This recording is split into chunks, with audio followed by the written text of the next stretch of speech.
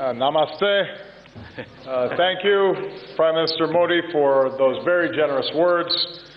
I want to express my profound gratitude to not only you, but the people of India for the incredible hospitality that has been shown to me and Michelle. We are thrilled to be back in India.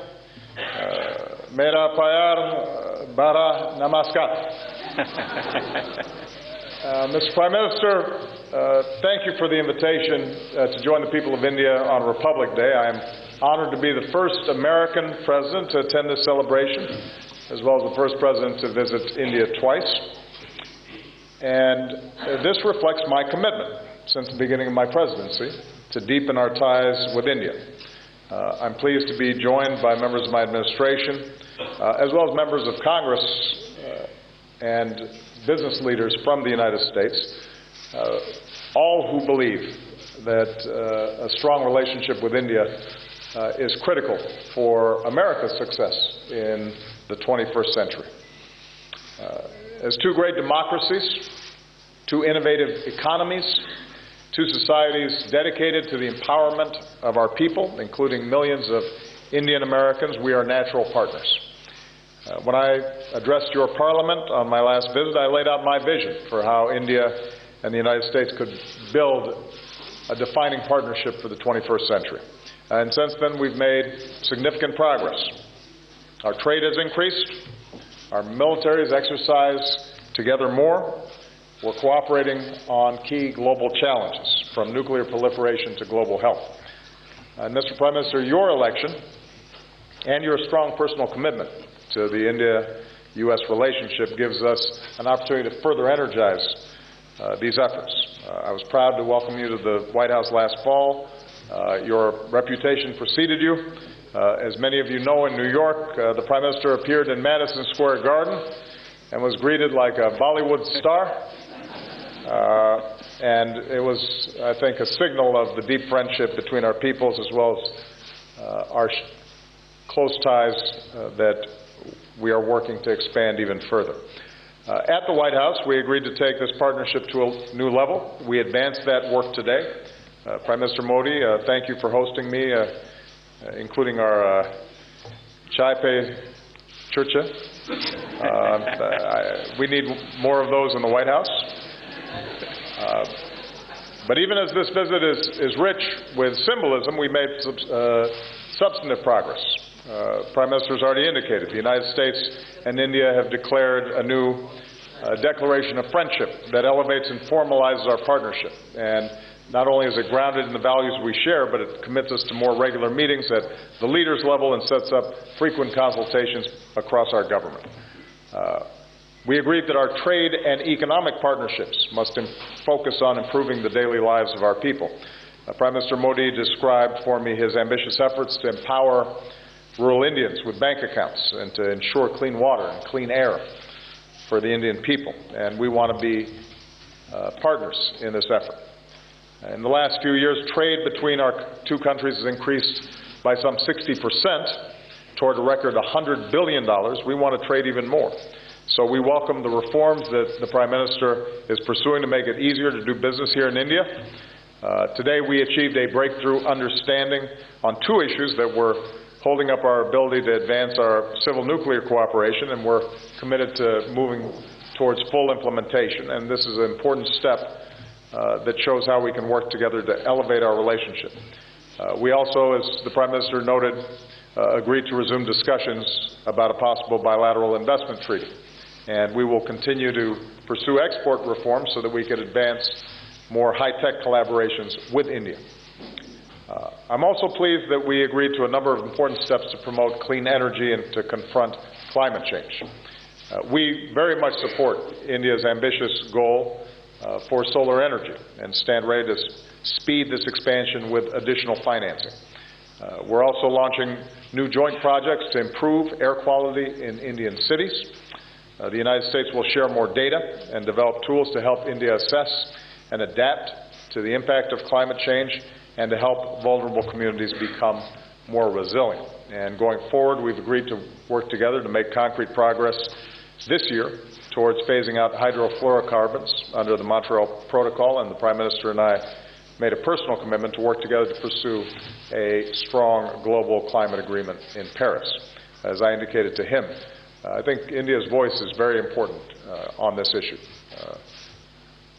Perhaps no country could potentially be more affected by the impacts of climate change, and no country is going to be more important in moving forward a stronger agreement than India, so we appreciate his leadership. We agreed to deepen our defense and security cooperation.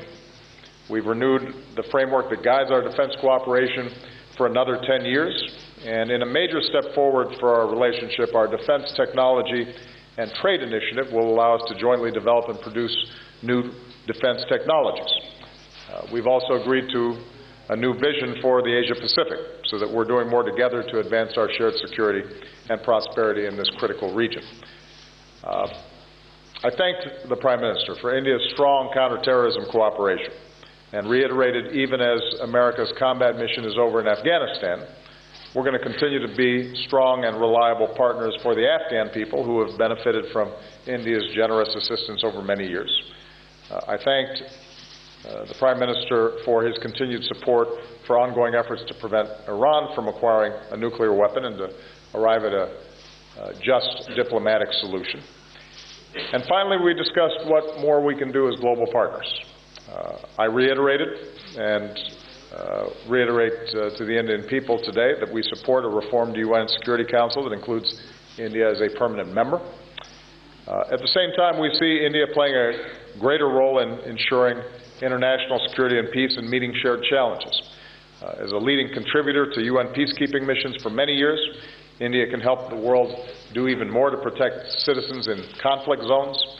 We welcome India's leadership in combating diseases and promoting global health that advances the rights and dignity of citizens around the world. So, Mr. Prime Minister, thank you for welcoming me.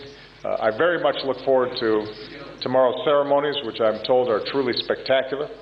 I'm looking forward to a chance to speak directly to the Indian people on the radio and in my speech on Tuesday about what I believe we can achieve together. This new partnership will not happen overnight. It's going to take time to build and some patience, but it's clear from this visit that we have a new and perhaps unprecedented opportunity, and deepening our ties with India is going to remain a top foreign policy priority for my administration. So let me just say, Chule Sasa. Thank you very much. Thank you, President.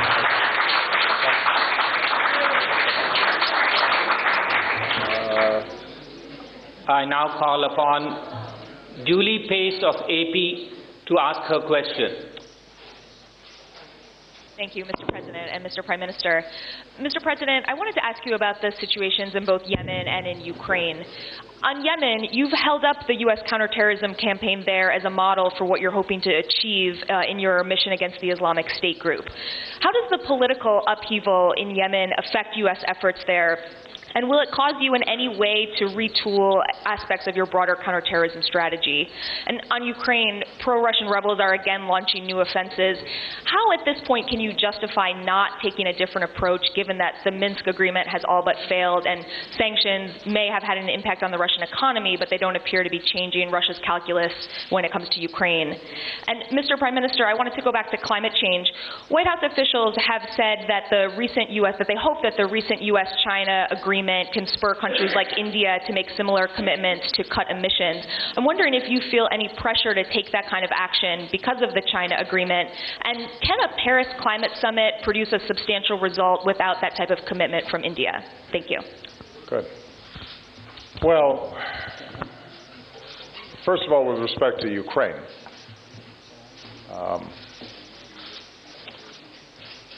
what I've said consistently is that we have no interest in seeing Russia weakened or its economy in shambles. We have a profound interest, as I believe every country does, in promoting a core principle, which is large countries don't bully smaller countries. They don't encroach on their territorial integrity. They don't encroach on their sovereignty, and that's what's at stake in Ukraine. And what we have done is to consistently isolate Russia on this issue and to raise the costs that Russia confronts. Now, when you say that we should take a different approach, Julie, I don't know exactly what you're referring to. I've been very clear that it would not be effective for us to engage in a military conflict with Russia on this issue. But what we can do is to continue to support Ukraine's ability to control its own territory.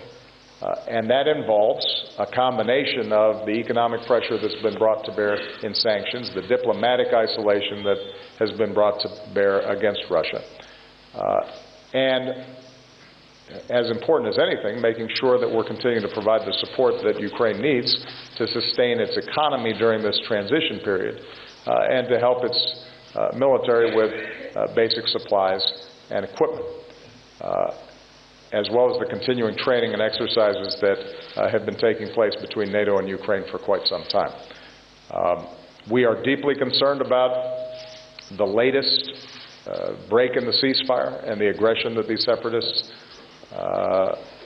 with Russian backing, Russian equipment, Russian financing, Russian training, and Russian troops, are conducting. And we will continue to take the approach that we've taken in the past, which is to ratchet up the pressure on Russia. And I will look at all additional options that are available to us short of military confrontation in trying to address this issue. And we'll be in close consultation with our international partners, and particularly European partners, to assure that they stay in lockstep with us on this issue. What we've been very successful at is maintaining unity across the Atlantic on this issue. And that's going to be a continuing priority of mine. But ultimately, what I've said before remains true. If Mr. Putin and if Russia are hell-bent on engaging in military conflicts, their military is more powerful than Ukraine's.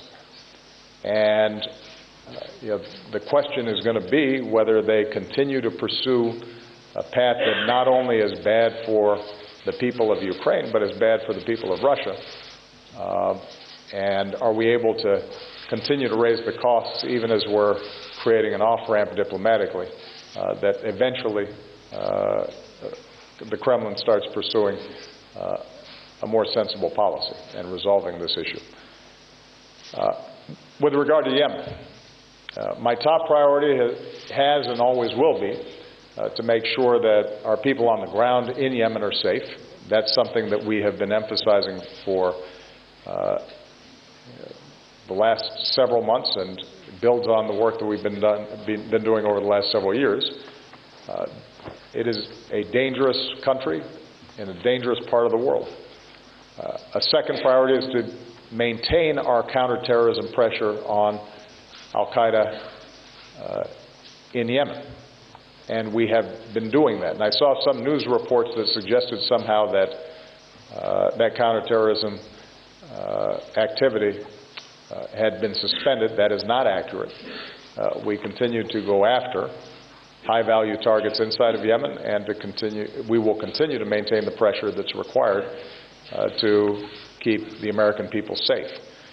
We are concerned about what has always been a fragile central government and the forces inside of Yemen that are constantly threatening to break apart between north-south, between Houthi and Sunni inside of Yemen, and this is one more sequence in what has been an ongoing turbulent process inside of Yemen. And what we are advising, not just the various factions inside of Yemen, but also working with our partners like the Gulf countries who have impact and influence inside of Yemen, is that at this point, what's needed is to respect a constitutional process that can resolve some of these differences peacefully and assure that all the groups inside of Yemen are resorting to political rather than military means to resolve these differences. But I guess the point, Julie, is Yemen has never been a perfect democracy or an island of stability.